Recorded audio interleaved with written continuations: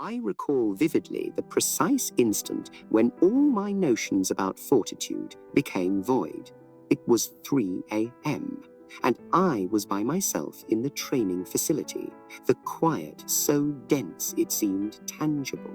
I had just completed 3 hours of the most rigorous practice of my existence, each muscle aching, each inhalation intentional, each motion exact. There I stood in that vacant area, perspiration falling onto the timber floor, anticipating that accustomed surge of achievement, that wave of might that follows exceeding your physical boundaries.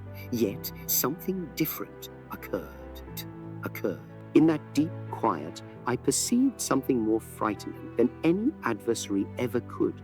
I heard my own thoughts, unfiltered and raw, resonating in the void, and what I uncovered in that instant altered not just my combat approach, but my entire life. You see, our world reveres clamor. We occupy every second with noise, with activity, with diversion. We dread silence because we are aware of what awaits us there. In silence, there are no justifications, no acts, no facades. In silence, you encounter yourself, perhaps for the first time. And most individuals, when they face their true selves in that realm of absolute stillness, they flee. They amplify the music. They grab their phones. They seek anything to muffle what the silence is attempting to convey. But I'm here to inform you that everything you've been seeking, every solution you require, every fragment of strength you lack, it all resides in that silence. The question is, do you possess the valor to heed it? When I initially embarked on my martial arts path, I was like most combatants, fixated on the external. How swiftly could I strike? How high could I kick? How many planks could I shatter? I gauged my advancement in noise, in the splintering of wood, in the sharp exhalation of exertion, in the applause of onlookers. I believed power was something audible, something displayable, something provable to the world.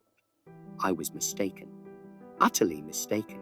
The genuine power, the kind that can metamorphose not just your combat, but your entire being, that power dwells in the intervals between sounds.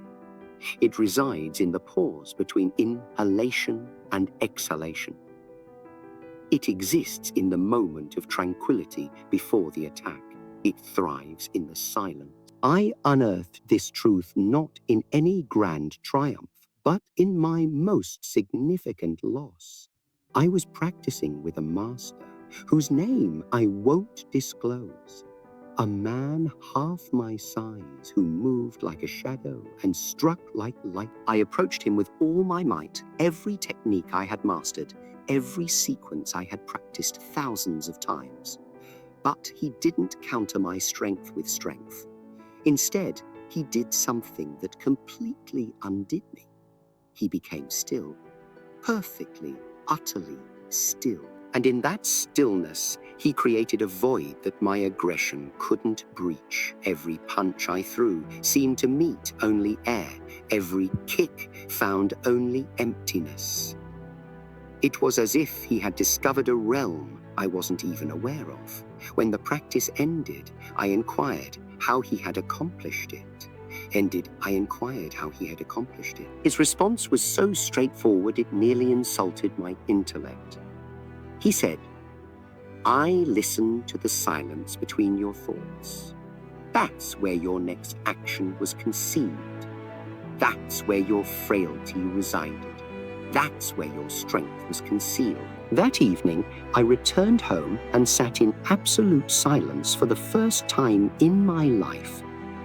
Not meditation, as I comprehended it, not some spiritual ritual, just pure, untainted silence. And what I discovered there shook me to my essence. In that silence, I realized that most of my life had been lived mechanically. My reactions, my emotions, my choices, they weren't truly mine. They were programmed responses, patterns I had adopted from my culture, my family, my surroundings. In the din of daily existence, these patterns operated automatically, like a computer program I had never consciously authored. But in the silence, I could perceive them distinctly. I could observe how fear masqueraded as aggression. I could detect how insecurity posed as confidence. I could recognize how my desperate need to validate myself was actually hindering me from uncovering my true identity. This is why most individuals dread silence. It's not the lack of sound that frightens us, it's the presence of truth. In silence, you can't deceive yourself. You can't feign strength, intelligence, or confidence. In silence, all the narratives you construct about your identity and capabilities dissipate, and you're left with raw, unfiltered reality. And for most people, that reality is too overwhelming. They've expended so much effort constructing an image of themselves, so much energy sustaining a persona, that when they confront their authentic selves in the silence, it feels like encountering a stranger. But here's what I gleaned in those countless hours of sitting in stillness. That stranger is not your foe. That stranger is your greatest ally. That stranger is who you were before the world dictated your identity. That stranger holds all the solutions you've been pursuing in books, in mentors, in techniques, in systems. That stranger is the origin of your genuine power. Let me inform you about the 3 tiers of silence I encountered on my journey. Because comprehending these tiers will transform not just your combat, but every facet of your life. The initial tier is the silence of the body. Most individuals never attain even this fundamental level because they're so dependent on motion, on fidgeting, on the perpetual need to be occupied. But when you master making your body completely still, something extraordinary transpires. You start to perceive the subtle energies that are perpetually coursing through you, but that you never notice because you're too engrossed in movement. You begin to detect the rhythm of your heartbeat, the pattern of your respiration, the tension in muscles you were unaware of. This bodily silence isn't about suppression or control. It's about consciousness. It's about becoming cognizant of the vessel you've been navigating unconsciously your entire life. I recall the first time I attained true bodily silence. I was seated in my garden at sunrise, and I pledged to not shift a single muscle for 1 hour. The initial 20 minutes were agonizing. Every part of my body yearned for movement. My mind conjured 1,000 pressing reasons why I needed to adjust my position, alleviate an itch, correct my posture. But I remained still. And around the 30-minute mark, something altered. The urgency subsided. The discomfort morphed into a different kind of awareness. I began to sense my body not as a compilation of separate components, but as a unified energy field. I could feel the blood circulating through my veins, the electrical impulses traversing my nerves, the subtle expansion and contraction of my internal organs. For the first time in my life, I truly inhabited my body instead of merely utilizing it. The second tier is the silence of the mind. This is where most individuals become stuck, because the mind is not intended to be silent. The mind is a problem-solving apparatus, incessantly analyzing, comparing, judging, planning, remembering. It's not going to occur through force or determination, but here's the secret I uncovered. You don't need to halt the thoughts. You just need to cease identifying with them. You need to generate space between the observer and the observed, between the awareness that notices thoughts and the thoughts themselves. I acquired this lesson in the most unforeseen manner. I was preparing for a film role that necessitated me to execute a complex combat sequence in absolute silence. No sound effects would be added afterward, no music to conceal errors. Every movement had to be flawless because every imperfection would be audible. During rehearsals, I kept making minor mistakes because my mind was incessantly critiquing my performance. That kick was too low. Your timing is off. The director appears disappointed. The internal dialogue was so loud that I couldn't discern the subtle cues my body was providing about balance, timing, and flow. Finally, my instructor imparted something that altered everything. Bruce, you are not your thoughts. You are the space in which thoughts manifest. Cease attempting to control the commentary and commence listening to the silence between the words. That night, I practiced the combat sequence in my mind, but instead of concentrating on the movements, I focused on the pauses between them. I discovered the silence between the thoughts, the stillness between the emotions, the peace between the judgments. And when I performed the sequence the following day, something magical transpired. The movements flowed effortlessly because I was no longer battling my own mind. I had found the eye of the storm, the still center around which all the mental activity could swirl without disturbing my core. The third tier is the silence of the spirit. This is the deepest level, and it's nearly impossible to articulate in words because it transcends language itself. It's the silence that exists before thought, before emotion, before even the sense of being a separate entity. In this silence, you don't just observe your thoughts and feelings. You recognize the source from which they emanate. You touch the place within yourself that is unchanging, unshakable, untouchable by any external circumstance. This is where true power resides. Not the power to dominate others, but the power to remain centered regardless of the surrounding chaos. I accessed this level for the first time during a period of intense personal turmoil. My career was faltering, my health was deteriorating, and I was facing criticism from all directions. People claimed I was too Chinese for Hollywood, too Americanized for Hong Kong, too philosophical for action films, too physical for serious acting. I felt like I was being torn apart by conflicting expectations and demands. One night, in complete desperation, I sat in my backyard and surrendered entirely.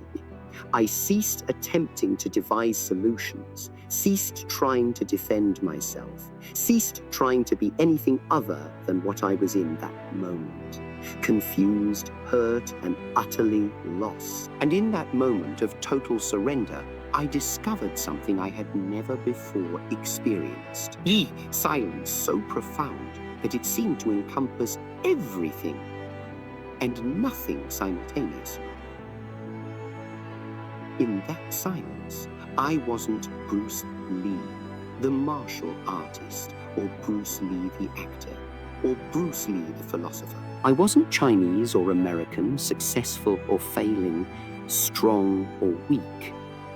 I was just pure awareness, pure presence, pure being. From that place of absolute silence, a clarity emerged that no amount of thinking could have generated. I saw that all my struggles were occurring on the surface level. like waves on the ocean. But I was not the waves. I was the ocean itself, vast and deep and undisturbed by whatever temporary disturbances appeared on the surface. This realization didn't resolve my external problems immediately, but it provided me with an unshakable foundation from which to address them. When you know yourself as the silence that underlies all experience, you can engage with challenges without being overwhelmed by them. You can feel emotions without being controlled by them. You can think thoughts without being enslaved by them. You become like water, able to assume any form while never losing your essential nature. Now, let me share with you the practical methods I developed to access these levels of silence. These aren't merely meditation techniques or relaxation exercises. These are precision instruments for cutting through the noise of modern life and connecting with the source of your real power. But I must caution you, these practices will alter you. They will strip away illusions you may have been comfortable living with. They will reveal aspects of yourself you may not be prepared to confront. They will demand a level of honesty that our culture actively discourages. Are you ready for that level of truth? The first practice I term the silent warrior stance. This is not a physical combat position, but a way of positioning your consciousness for inner battle. Find a location where you can sit or stand undisturbed for at least 30 minutes. It doesn't matter if it's in your bedroom, your office, or even a bathroom stall. What matters is your commitment to complete stillness. Close your eyes and envision that you are a warrior, preparing for the most crucial battle of your life. But this battle is not against an external adversary. This battle is for the right to know yourself as you truly are, beneath all the layers of conditioning and programming. Begin by making your body completely still. Not relaxed, but alert and motionless, like a cat observing a mouse. Feel every muscle, every joint, every inch of your skin. Notice where you're holding tension and breathe into those areas, not to release the tension, but to become fully aware of it. Most people attempt to eliminate discomfort, but a warrior learns from it. Your tension is information. Your discomfort is data. Your restlessness is revealing something significant about how you habitually evade the present moment. As you maintain this physical stillness, you'll notice that your mind becomes more active, not less. This is normal and expected. The mind is like a snow globe that's been shaken. When you stop moving, all the particles of thought and emotion that were stirred up by your daily activities begin to settle. Don't attempt to halt this process. Don't try to force your mind to be quiet. Instead, become fascinated by the patterns you observe. Notice how one thought leads to another, how emotions arise and fade, how your attention jumps from past to future and rarely rests in the present. You're not trying to fix anything or change anything. You're gathering intelligence about the enemy you've never properly studied, your own unconscious patterns. The second practice is what I call silence between breaths. This is where you begin to discover the spaces that exist in every moment, but that you usually overlook because you're so focused on the content of experience rather than the context in which it appears. Sit comfortably and begin to breathe naturally without trying to control or modify your breathing in any way. Simply observe each breath as if you were watching someone else breathe. Notice the inhale, notice the exhale, but pay special attention to the tiny pause that exists between the end of the exhale and the beginning of the next inhale. In that pause, something extraordinary exists. It's not emptiness, though it might seem like it at first. It's pregnant potential, the space from which the next breath is born. As you become more sensitive to this space, you'll begin to notice that it's not just between breaths. It's between thoughts, between emotions, between sounds, between sensations. This space is your true home. This is where you exist when you're not busy being someone or doing something or thinking about something. This is your natural state, and everything else is just temporary activity arising within it. The more you practice resting in these spaces, the more you'll realize that you are not the content of your experience. You are the space in which all experience appears. So you are not your thoughts, you are the silence from which thoughts emerge. You are not your emotions. You are the stillness in which emotions arise and dissolve. You are not your body, you are the awareness that observes bodily sensations. This shift in identity from content to context, from wave to ocean, is the foundation of all real power. The third practice is the most advanced and the most dangerous. I call it the death of the false self. This practice involves deliberately confronting and dismantling every story you tell yourself about who you are. It requires you to question not just your beliefs and opinions, but the very sense of being a separate, individual person with a personal history and a personal future. This is not philosophical speculation. This is direct investigation into the nature of your own existence. Begin by asking yourself the most fundamental question. Who am I? Don't answer with your name, your profession, your relationships, or your achievements. Those are all roles you play, not who you are. Keep asking the question and rejecting every answer that comes up. I'm a martial artist. No, that's what you do, not who you are. I am a man. No, that's your gender, not your essence. I am a human being. No, that's your species, not your true nature. Keep going deeper until you reach a point where you can't find any solid answer, any fixed identity to grab onto. This can be terrifying, because our entire sense of security is built on the belief that we are someone specific, someone with definable characteristics and boundaries. But in this practice, you're discovering that the someone you think you are is actually a collection of memories, thoughts, and sensations that have no more permanent reality than clouds in the sky. You're discovering that what you really are is the vast open awareness in which all these temporary phenomena appear and disappear. When you truly touch this level of understanding, something profound shifts in how you relate to challenges and conflicts. End conflict. If you're not a fixed someone with a personal history to defend and a personal future to protect, then what is there to be threatened?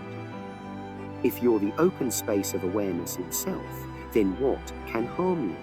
Thoughts can't hurt space.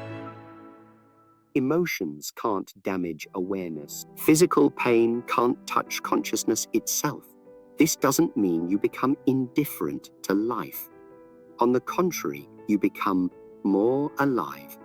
Now, let me tell you about the most profound discovery I made in my journey into silence. After years of practicing these techniques, after countless hours of sitting in stillness, after penetrating layer after layer of mental and emotional conditioning, I found something that surprised me completely. I found that the silence I had been seeking was not something I needed to create or achieve. It was something that had been present all along, like the screen on which a movie is projected. The movie changes constantly, but the screen remains unchanged. Your thoughts and emotions and sensations are like the movie, constantly shifting and changing. But the awareness that observes them, that's like the screen, always present, always unchanged, always perfectly silent. This discovery revolutionized not just my martial arts practice, but my entire approach to life. I realized that I had been trying to become silent, when what I needed to do was recognize the silence that I already was. I had been trying to find peace, when I needed to see that I was the peace that underlies all disturbance.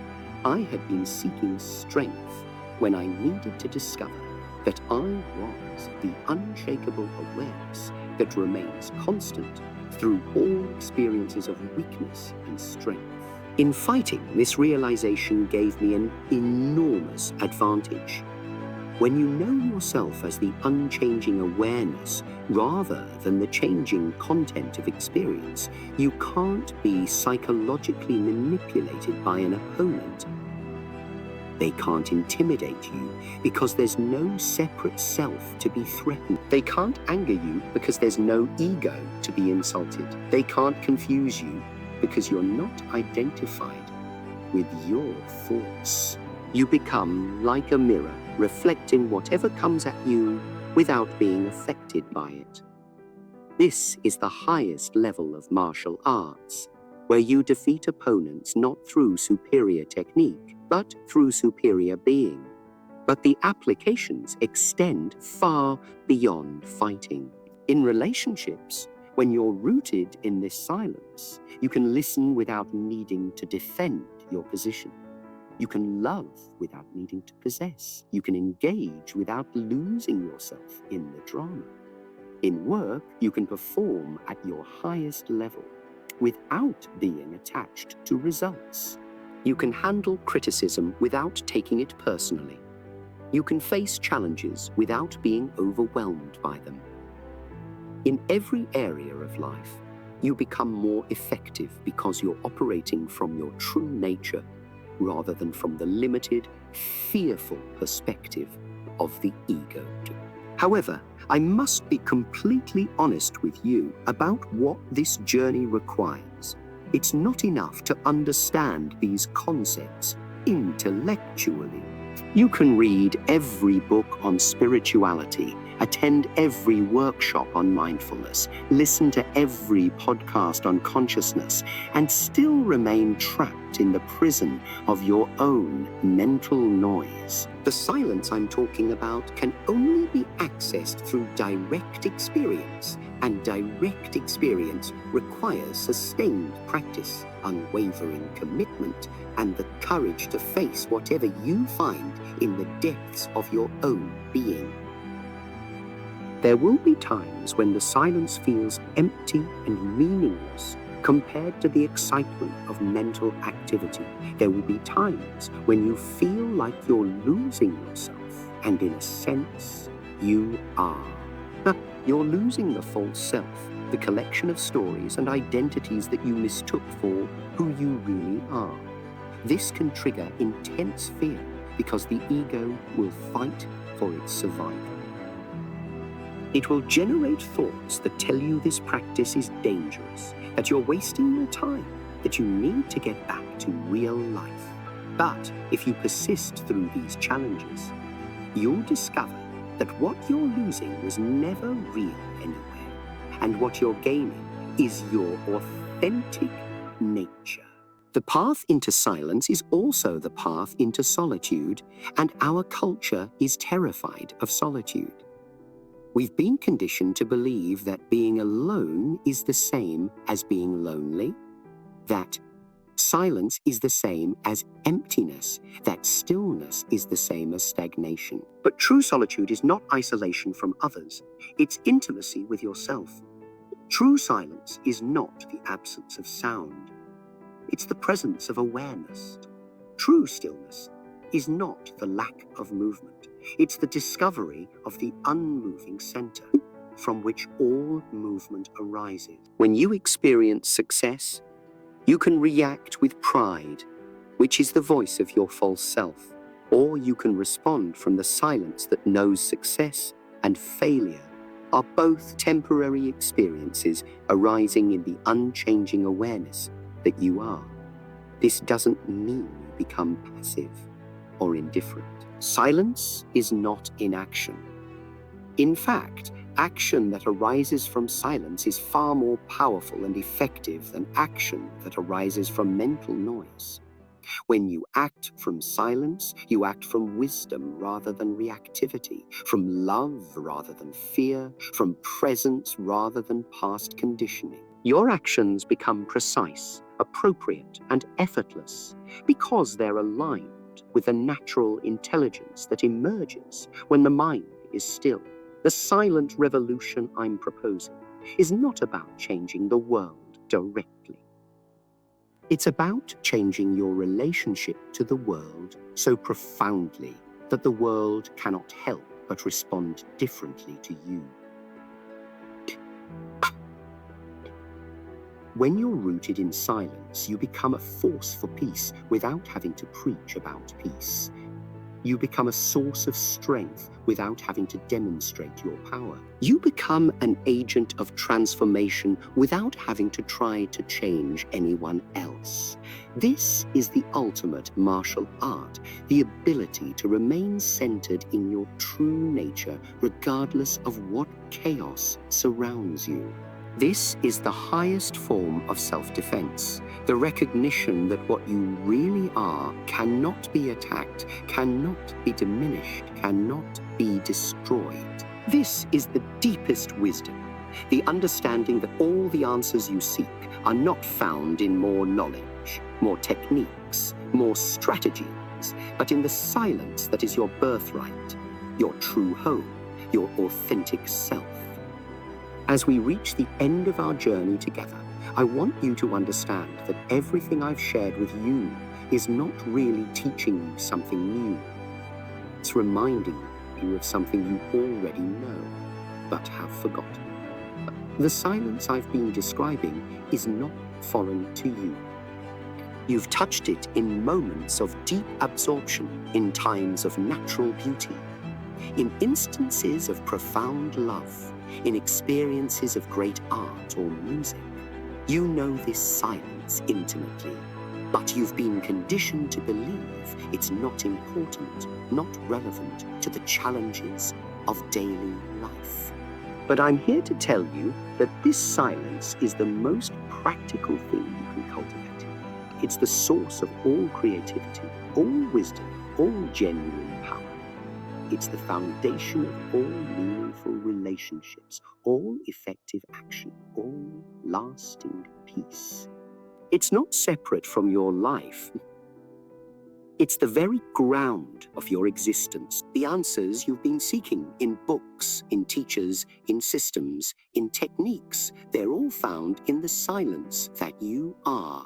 The strength you've been trying to develop, the peace you've been trying to find, the love you've been trying to attract, they're all present in the silence that is your true nature. Stop searching outside yourself for what can only be found within. Stop trying to become what you already are.